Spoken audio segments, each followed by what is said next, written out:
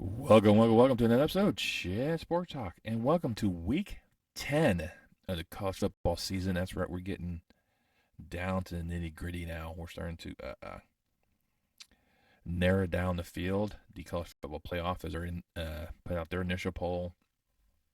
My point index had its initial poll debuted a couple days ago. Definitely a big difference between mine and CFP. Definitely show how biased college football poll is because they have Tulane over Air Force.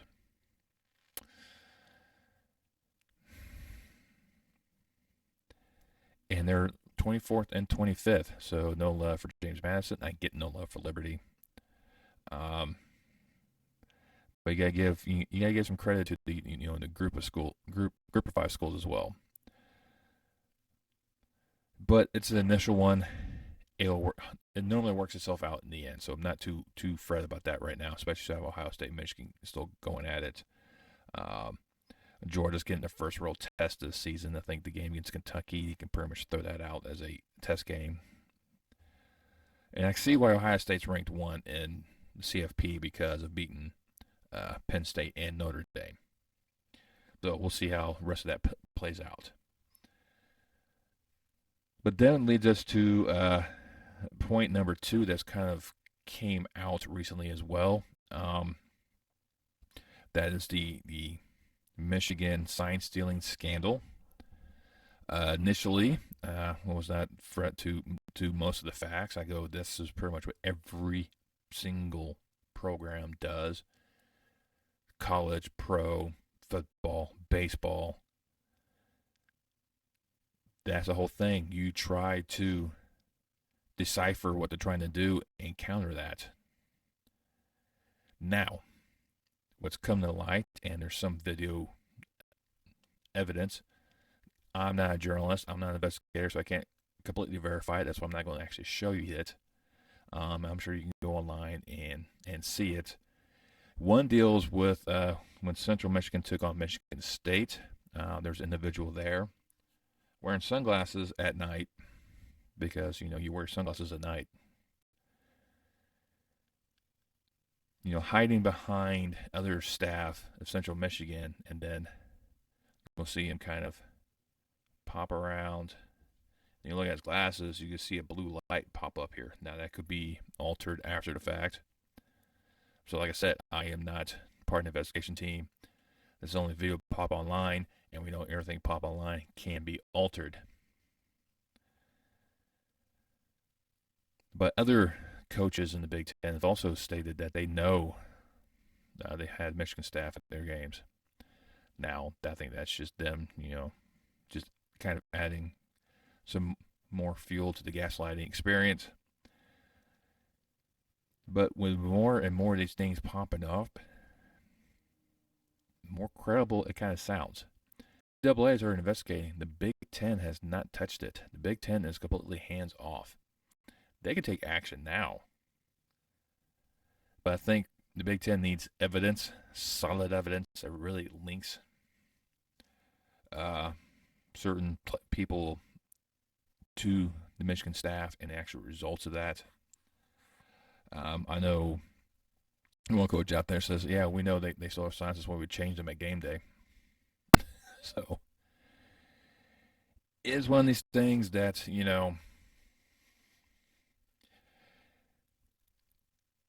it's hard to really kind of go that, but when you have this aura hanging over your head at Michigan, does that affect Harbaugh whatsoever? I mean, same thing happened to Bill Belichick. They were caught actually recording Jets practice. Lost draft picks because of that. So there are coaches that will bend the rules and sometimes even cross the line to try to get the edge on the competitor. That's just the oldest thing in sports. Oldest thing in any competitive competition.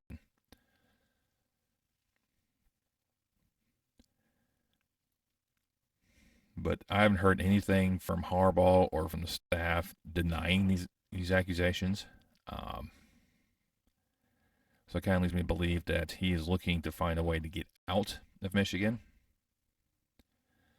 and possibly return to the NFL. Let's go over what I did last week. And last week, I did extremely well once again. I think my second greatest week. My greatest week is when I had 14 games, went 12-2. Last week, I went 10-2. So extremely well. The only two games I lost was Clemson couldn't beat NC State.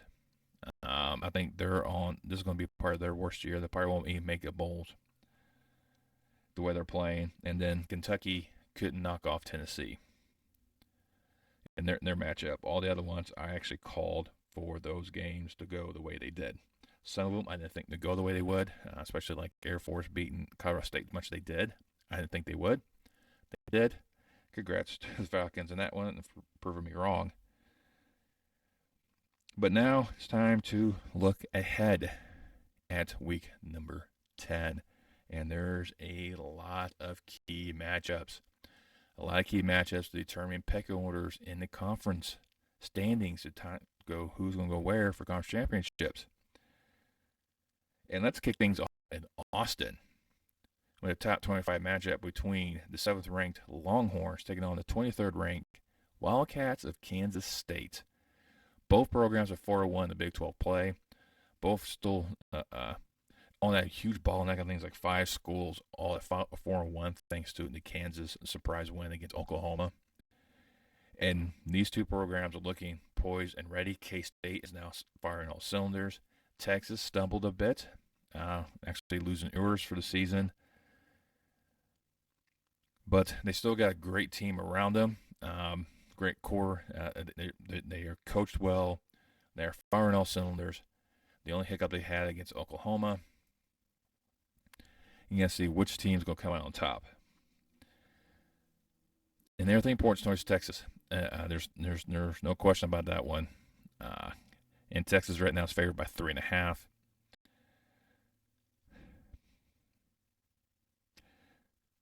Embrace the chaos. I'm taking K-State. I just think that right now the momentum is in their corner. We'll see what happens with the Longhorns, but I do think that, they're poised to do things. I personally want to see Texas and Oklahoma bounced out of any possibility of a Big 12 championship since they're heading out. I want the rest of the Big 12 to kind of send them away packing. That's just me. I'm spiteful sometimes. But I don't know. I think K-State's going to be a nice handful for Texas. I wouldn't be surprised if Texas pulled this one out, but I will take K-State in this one. Next, we head over to Oxford, where the 10th ranked Ole Miss Rebels take on the 5-3 A&M Aggies. And this one should be interesting as well. A&M has found ways to be relevant, get some good matchup between the Johnson and Johnson connection for the offense. And Mississippi has issues here and there, and A&M's defense is pretty good. Yeah, pretty good. Don't let that 5-3 record overall fool you, but I think they're going to be outmatched against the Rebels. Ole Miss is looking to keep pace with LSU and Alabama, and just waiting for some slip-ups to hopefully get into Atlanta. That loss to Alabama really kind of hampers things, so they're hoping for utter chaos coming forward. So they got, keep relevant, and to keep this up, they could probably find themselves in the New Year's Six Bowl. But the Rebels are favored by 3. I like those numbers. I'm going with Ole Miss as well. Now time to head up to Denver, Colorado. That's right. We're going to Empower Field at Mile High, where the undefeated 25th ranked Falcons will play host to 2-6 Army. This could be for the Commander's Chiefs Trophy. Air Force wins this, they will win back-to-back trophies. And the way Air Force is playing right now, this is going to be an entertaining matchup, especially if you really like watching the military academies go at it. But Army plays a slightly different style offensively. They've kind of opened up the playbook a little bit. That's the additional triple option that you see Air Force and Navy run a lot. So this is going to be a unique aspect when it comes to these two programs. I think Daly will probably have a good time passing against Air Force, but Air Force has a very stout defense. They're like a bend, don't break type philosophy. Their games are ugly. There's no question about that one. I think that's why a lot of people don't rank them higher, because how they win. They just win, baby. But yeah, I think it's just going to be old Air Force right now. Air Force favored by 18. Last week I said don't take Colorado State for the points, and they ended up beating them by the points. So I'm going to avoid that side of the argument.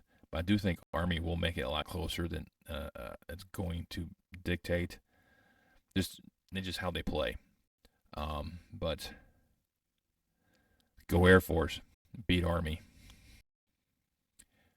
Then we have a huge showdown out there in Athens, Georgia. It's number 2 Georgia will take on number 12 Missouri. I think it's going to be a huge matchup between SEC East programs. That's right, Missouri's in SEC East. Apparently, geography is not a big selling point in the SEC. Next, the geography doesn't make a lot of sense in a lot of these conferences. I mean, the Atlantic Conference will have Texas and California. But anyways, off that soapbox. Back to the game at hand. This is going to be the pretty much determine who will probably represent the East in the SEC championship. And for Georgia, they have pretty much a commanding lead in the standings for the SEC East. This will more than likely clinch the East for them. Probably not wholeheartedly. I think there's a few more games they have to worry about before that comes into play. But they pretty much beaten everyone they faced. I mean, they knocked off Kentucky. They knocked off Florida. So there's going to be, just a handful of teams they got to worry about. And everyone else already has 2 losses. Florida and Tennessee, both of them at 3-2 conference standings. So who else did they have to really worry about? Because they have to lose this one and another one to even get close to that. And I mean, yeah, they still got Tennessee coming up, which will be a huge factor, especially if Tennessee continues to win. But I don't see that happening. I think Georgia right now is just built differently. They're sustaining themselves. They are poised to make a nice run in the playoffs.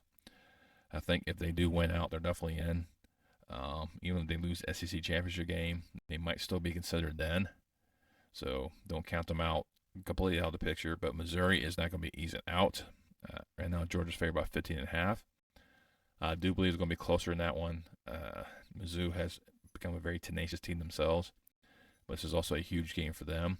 See if they can live up to the hype. But I'll take the Bulldogs over the Tigers. Time for Bedlam. So we're heading to Stillwater, where the 22nd ranked Cowboys to play host to the 9th ranked Sooners. This is going to be a knockout fist fight between these two. Always is. It never seems to fail to provide much needed entertainment.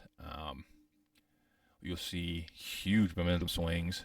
You'll see, I think like last year was like a huge comeback for Oklahoma State, or Oklahoma had to come back. I mean, it was every time these two get at it, it's a huge matchup where you're looking at 60, 70, 80 points combined between these two.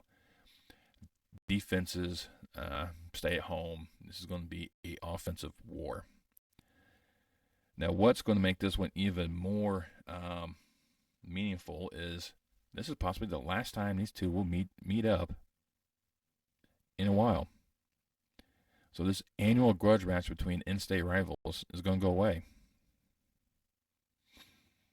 Because Oklahoma is looking for greener pastures and making more money in the SEC.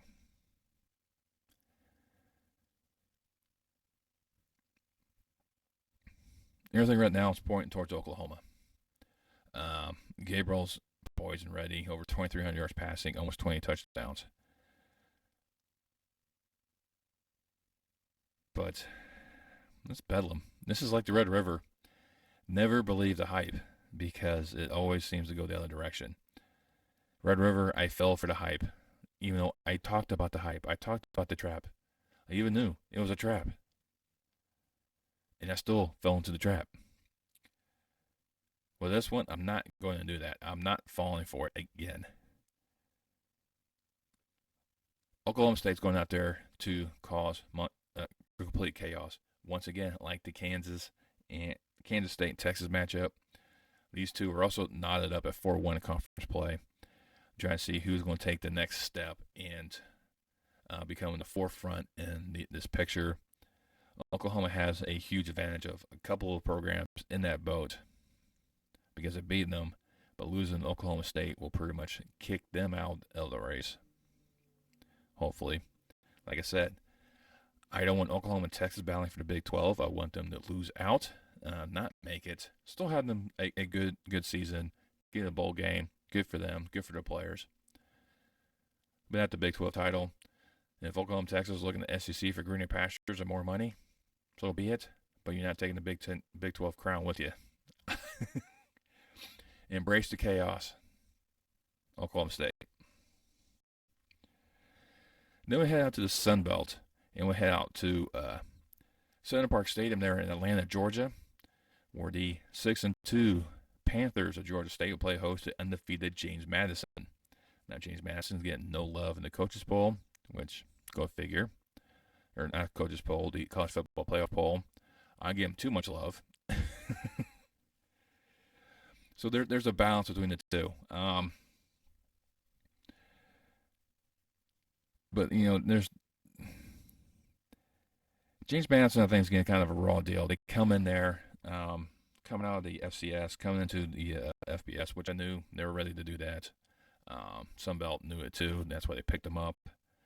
But the fact that they have to wait 2 years before they're eligible for postseason play really kind of hampers that. Especially since they were taking strides before they made the move. I get the 1 year, but I don't get 2 if you're moving up. Because when you move down, you're automatically eligible. James Madison has had a lot of tough games and always coming out top. Georgia State has yet to prevail in some tough matchups. I think the game against Marshall was a key indication they were kind of ready, and then they stumbled against Georgia Southern. So I think James Madison is just looking to create chaos in the Sun Belt East because they're probably technically are going to win it, but they can't win it because of the postseason ban right now. I'm taking the Dukes or the Panthers. I think it's going to be no-brainer. James Madison's favored by 5.5, and I kind of like that number. Then we'll head out to Ames, Iowa, where Iowa State will play host to 21st-ranked Kansas Jayhawks. Now, this is a little interesting because Iowa State is the last of these programs in the Big 12 at 4-1, leading the top of that conference, thanks to Kansas's throwing in the microwrench in Oklahoma's machine. And Kansas is right behind them at 3-2. Now, Kansas has a lot more ground to make up, but now they're starting to hit their stride. They are starting to really connect. For the Cyclones, Beck is just one of these quarterbacks that just, he'll throw 2 touchdowns and they throw a pick to go with it. So there's a lot of issues with Iowa State in this aspect, even though during conference play they're one of the best. I mean, they continue to find ways to win. Like I said, they're 4-1 in conference play. And they find ways to become relevant and try to win. Right now, they're favored by 2.5.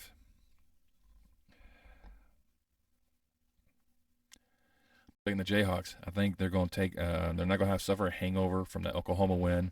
They're going to come in there, set precedents, and continue to wreck the Big 12 machine as we move forward.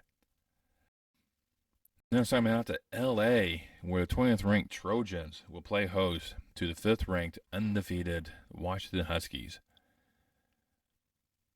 This is going to be a huge matchup in the pack.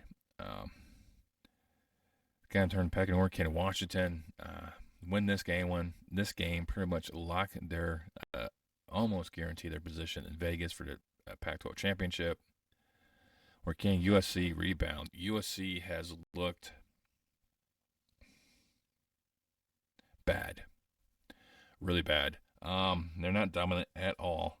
Lots of flaws. They're just not firing in the way you expect them to fire, especially Lincoln Riley, Cal Williams-led team. They're just not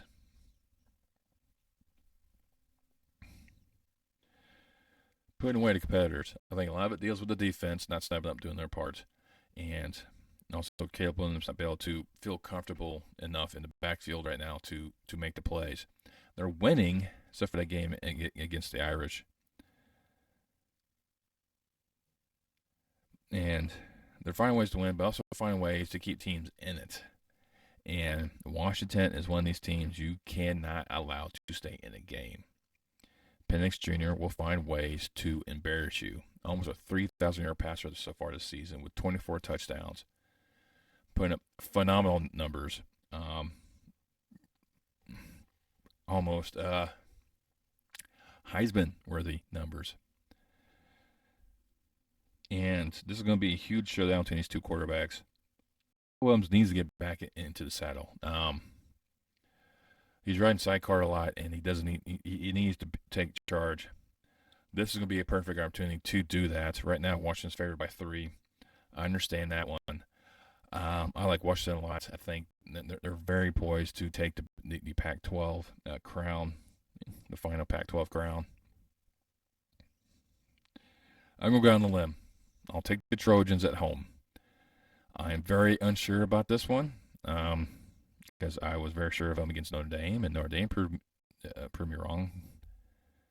So you have that aspect going for you, but you saw what Arizona did with them. Took them to overtime. I think it was Cal last week. And or was it Stanford? One of the two. Took it to them. And there's issues right now at USC. Can they figure them out? Who knows? But I think that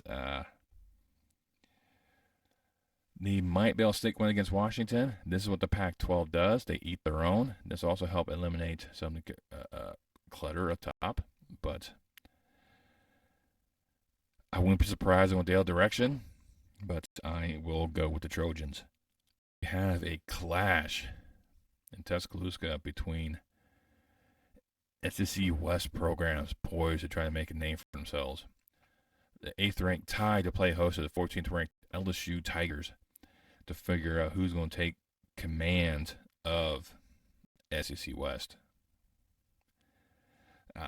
Because if LSU knocks off Alabama, it's a 3-way tie because they've all beaten each other. It's a headache. But there's a lot of concern between the pundits about this game, and Alabama should be, on upset alerts. If this is earlier in the year, I'll completely agree, especially after that Texas loss. There's definitely ways that that could have happened. You saw the game against Tennessee when they came into town, and Tennessee was taking them to task until the team just collapsed and Alabama was rolling. Now you take on Brian Kelly and the Bayou Bengals once again. You get the better of them last year. Don't expect a repeat performance. I was shocked that they won it last year, to tell you the truth. But I don't see it happening again. I don't think Saban's going to allow that to happen again. It's very rarely does a coach able to outsmart him more than once. And it's just, I think Daniels is going to be a huge factor. Alabama's defense is going to have their hands full with this kid. No doubt about that. A 25-yard passer, 25 touchdowns passing. But Alabama's defense, it's no pushover. they will step up. I mean, they did that against Tennessee. LSU may have success early. I'm not going to downplay that. I think that will happen. LSU partially have a halftime lead. I I can definitely see that one happening. But I think once the second half kicks in, that's when something clicks with the Tide, and they're like, okay, we'll play now. And that's when I think that's when the Tide's gonna roll up and take care of the LSU, because I think the second half that's when they really seem to really embrace it and just immerse themselves in the moment, especially playing at home. I don't see Nick Saban losing at home. It very rarely happens. Roll Tide. Now we head back out to Raleigh as the Wolfpack will play host to the 6-2 Miami Hurricanes. Now, in terms of these two programs, both 2-2 ACC play, probably really not much in terms of trying to get to Charlotte for the title. I think it's more trying to get themselves a good bowl game beyond this. And both these programs are looking to kind of, continue their winning ways. NC State had a huge win against Clemson. I think, unfortunately, they're going to suffer from a hangover on that aspect. Armstrong, decent quarterback, should have some good numbers. Van Dyke, he's hit and miss. He's one of those who definitely, if you do, he'll throw 2 touchdowns, but he'll also throw a pick. Just not very consistent in terms of that. But you also have, about 200 yards passing as well. So you have those aspects going with that one, but you also got to rely on the running attack with Parrish, only 450 yards. So there's a lot of weapons on Miami. I think Miami should rally around, kind of get focused, get back to the task at hand. I think they'll be able to edge out NC State. Right now the line's 5 in terms of the Hurricanes. I'll kind of push back a little bit on those numbers, but I do think Miami should win in Raleigh. Then we head out to the Mountain West, and once again, head into Fresno. Once again, last week I had Fresno State knocking off UNLV, the surprise team right now in the Mountain West. So now what's happening? Now they would get to bring on their heated rival, Boise State, as these two are 3-1 in conference play, trying to make sure they can keep pace with Air Force to see if they can, get into the conference championship game with the Falcons. That's who's leading the pack right now for the Mountain West. And with these two heated rivals, it's going to be a hard-fought game. Boise State brings a nice running back with Genty with over 900 yards rushing and 11 touchdowns. So he's definitely going to get you a 100 yards a game. He's going to get you at least a touchdown, maybe even 2. So Fresno State needs to be able to hold that one off. But their defense is poised and ready. I have no problems with that one. Keene is a quality quarterback as well. Fresno State always seems to produce quality quarterbacks, good quarterbacks. Not really elite quarterbacks, but good, solid quarterbacks. I have no issues with Fresno State winning against Boise State right now. The line's 2.5. I think it will be close, just how these two teams really play each other. But I will go also with the Bulldogs over the Broncos. And we'll end things off in Tucson as the pesky Wildcats at 5-3 play host the 19th ranked UCLA Bruins, who are 6-2, both for 3-2 conference play. This is kind of keep in pace with the top half of the conference. Might be a little hard pressed to do that one, but we'll kind of do that one. Arizona has proven doesn't matter who's quarterback, this team will always be in the fight. They won back-to-back games against ranked opponents. Both times I called those wins against Washington State, Oregon State. They almost beat USC. They had to go to overtime. They should have won at Mississippi State, but lost in overtime. Arizona finds themselves in a lot of matchups. This will be no exception. There are going to be a handful for the Bruins. The Bruins struggle against good defensive teams. Case in point, Utah. They can only score one touchdown. But the Bruins defense is also pretty good because they only allowed one touchdown by Utah. Now I think Air Force offense is slightly better than the Utes, so I think they'll at least score 2. But Moore needs to, once again, make good decisions with the ball because he has 7 picks to his 10 touchdowns. Not a good ratio. Steele needs to really be, the focal point of the running attack for the Bruins. He only has 670 yards plus with 6 touchdowns, so not really a focal point for the Bruins. I think they spread the ball out quite a bit. The defense needs to step up, shut down this Arizona offense, and they need to find ways to exploit the Arizona's defense. Take what the defense gives you. You don't have to go for a home run ball. Kill them with singles, kill them with bunts. A little baseball metaphor for you. But I think the bubble is going to burst in Tucson. And I think the Bruins will find ways to end Arizona's win against ranked opponents. And will squeak out victory in the desert. They're favored by 2.5. I like the odds. Taking the Bruins. Well, there you go. Those are my picks. I know the video went a bit longer because I kind of ranted about, Harbaugh and the Michigan sign stealing thing. Apologize for that. But let's get a action-packed weekend. We already had some good games already happen already. Other games I didn't even talk about. That's going to have huge implications. Notre Dame and Clemson.